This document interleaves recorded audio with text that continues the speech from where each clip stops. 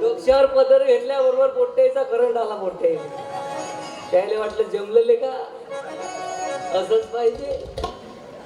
Bye मावशी काळ बदलला, कसं बदललं चित्र. हा अरे एक काळ होता आजी, त्या घरी रेडिओ होता का नाही.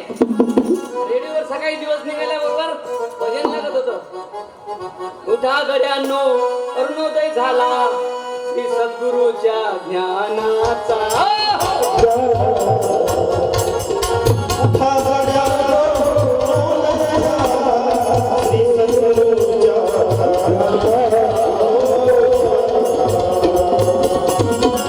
असं भजन येत होतं सकाळी.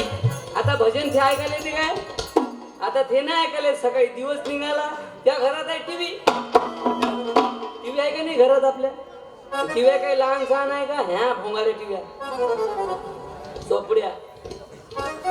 पहिल्या नव्हत्या अशा टीव्या, मोठ्या मोठ्या होत्या. आता त्या भीतीलेच राहते. असं वाटतं भीतीत माणूस दसून नाही का आणि बाहेर तर निवड त्याच्यात तोंड घालून राहते. त्याच्यात संध्याकाळ तू एवढ्याच बाया आहे का तुमच्या मोहल्ल्यात. एवढ्याच बाया तुमच्या गावात, एवढ्याच बाया आहे का झाल्या खतम.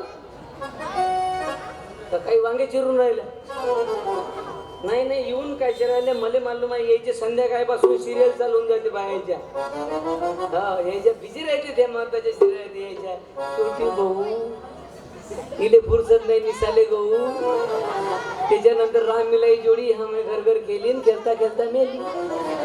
आता नवीन निघाली कुंकुम भाग्य, कुंडली भाग्य.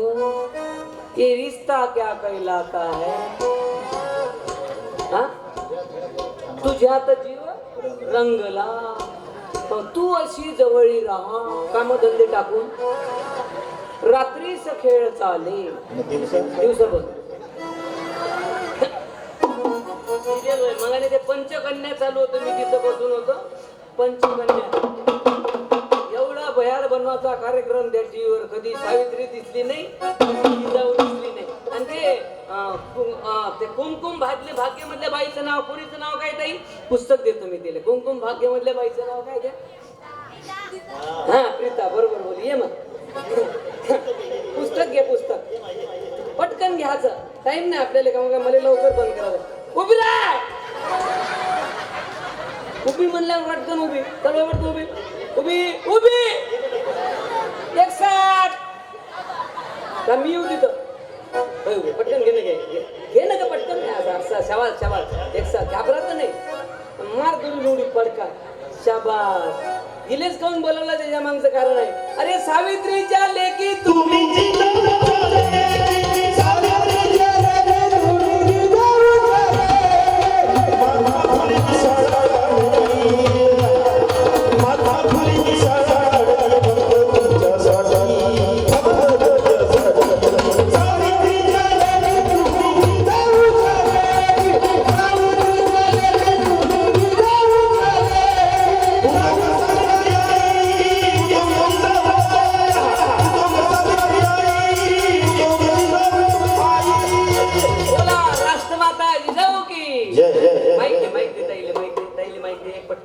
शाबास. तुझं नाव काय ताई? आरती. वा वा, आरती साईबाबा.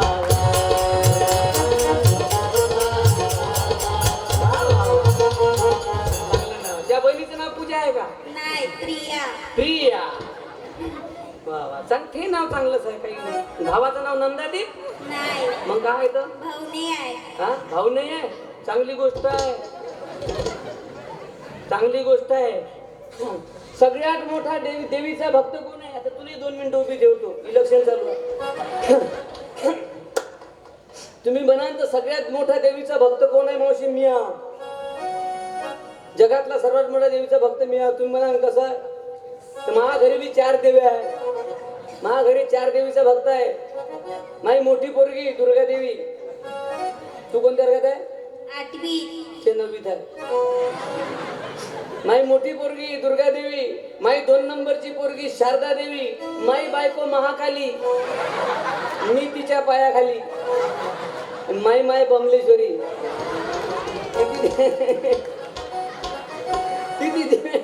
माझ्या घरी किती वेळ झाले? देव्या झाले 4.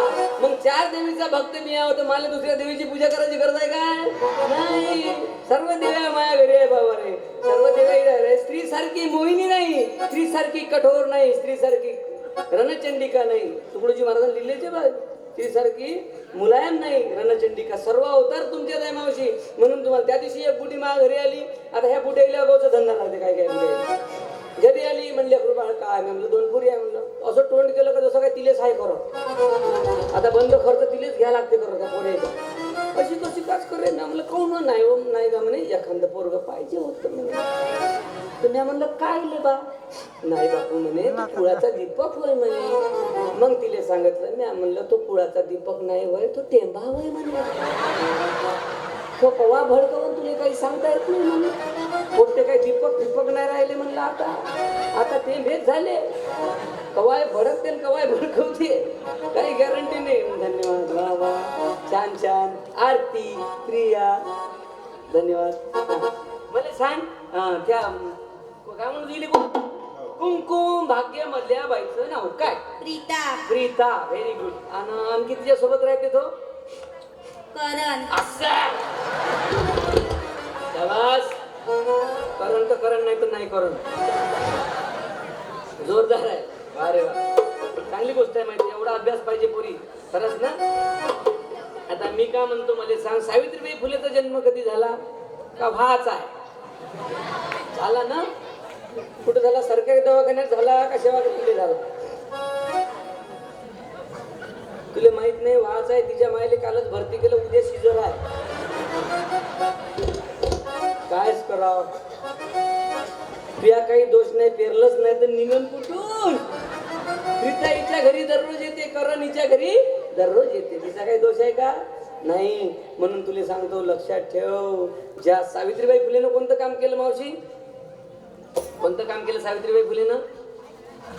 काय केलं? हा, सावित्रीबाई फुलेनं दररोज 5 एकर निंदलं. सावित्रीबाई फुलेनं 5 एकर माईक मध्ये बोलायचं. किती एकर नेलं? 5 एकर. 1 एकर प्रत्येक दिवशी 5 एकर नेले ते. समजलं? आणि एका वेळेस 5 टोपले उचले ते शेणाचे. किती? 5 टोपले उचले शेणाचे. हा, तिच्या घरी 50 म्हशी होत्या. किती म्हशी होत्या तिच्या घरी? 5. अहो 5च झालं. 5च का? 50. किती म्हशी होत्या? 50 म्हशीचं शेण किती निघत सांग. लय. तर तेवढं शेण ते एकटी काढे. म्हणून असे शेणपट लोक पैदा झाले. चला, आनंद आहे.